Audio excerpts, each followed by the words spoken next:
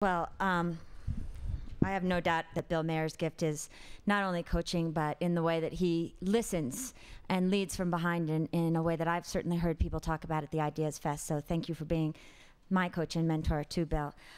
Walter, Kitty, the Aspen Institute, I'm really proud to be the fellow trustees, a new trustee at the Aspen Institute. I think that this is one of the most extraordinary organizations in the world, really.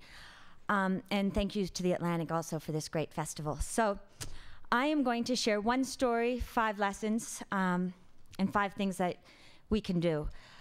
Just because I can only start with the story and ground us in the thing that I think is most important, and certainly something that's been emblematic throughout this week, which is our human connectedness. And I was in Kenya in January, where Acumen works, right after the Nairobi riots, about 3 days. Actually, I was there during the Nairobi riots.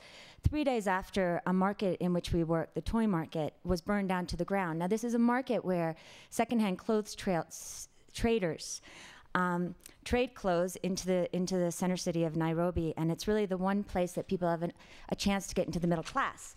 And if you can imagine this place where 3,000 traders worked every day just burned to the ground in one single night.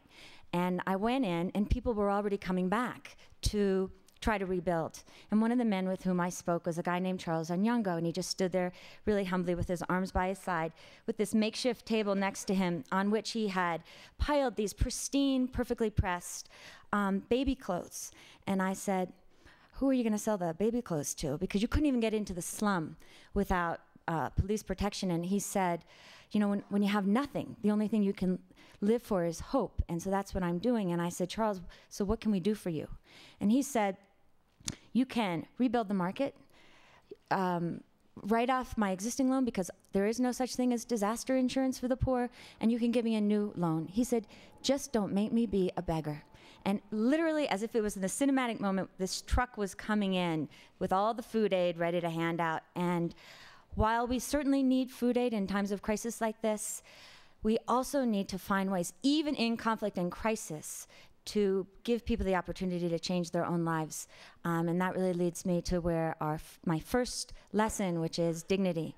Because I really believe that when we can act on that opportunity and change our lives in our own way, that is where human dignity begins. And it's the lesson that Charles has for all of us, and it's certainly something we've heard through this week.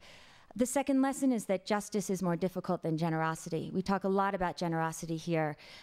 We're at a moment in the world where we need justice. We need to identify ways to allow all human beings, particularly the half of the world who's left out of the global economy, into the opportunities of the global economy. Third, this came up a lot, I was even on one of the panels, invest in women. They do hold up more than half the world.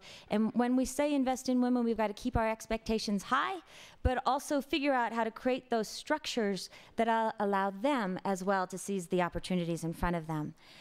The fourth is that the most important quality we must all strengthen in ourselves is the deepest level of human empathy. At Acumen, we call it the moral imagination, the ability to put ourselves in another person's shoes.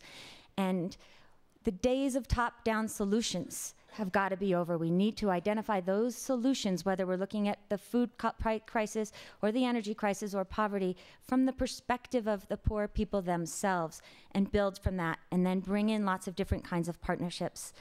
To that point of partnership, I believe there's never been a moment like today for communication, collaboration, participation, and the emancipation of every person on this planet. We are one world, one economy, and we need global solutions and global structures. I've heard wind throughout this week of global insurance programs, global food stamp programs, ways of using remittances, and certainly using the internet in ways we never dreamed of 10 years ago, and we need to move from that place. So 5 things you can do. The first one, obviously, is learn. The issues we face today are so complex that when you hear people talking about a silver bullet, when they say microfinance is going to solve the problems of poverty, run away. Because while it is one solution, and it's an important solution, it is never the solution. And so join a network, get on Facebook, look at the websites of the best organizations that will educate you about the stakeholders and the ways we solve these problems. 2, invest in entrepreneurs. Really, we've met so many wonderful ones this week. Private initiative will drive public solutions, will drive public change, but it's not enough. So find those entrepreneurs who have the humility to realize that they're helping 300,000 people is wonderful, and now we have to figure out how to scale it. If you're a corporation, find those nonprofits with distribution and an understanding of the poor and partner, and vice versa. Trust the people that you might not necessarily have trusted historically. 3 is have the courage to give generously. The one meme that made me a little bit worried this week was that a lot of people, when we talked about giving and philanthropy particularly, they talked about corruption and crisis and cynicism and conflict. And while that is all true, it cannot get in our way from solving the problems of poverty. Rwanda, which had a genocide 12 years ago, is going to record a 7% GDP growth rate this year. It is a moment where especially this country needs to move from a place of generosity, not fear. 4th, remember there's no currency like trust and no catalyst like hope.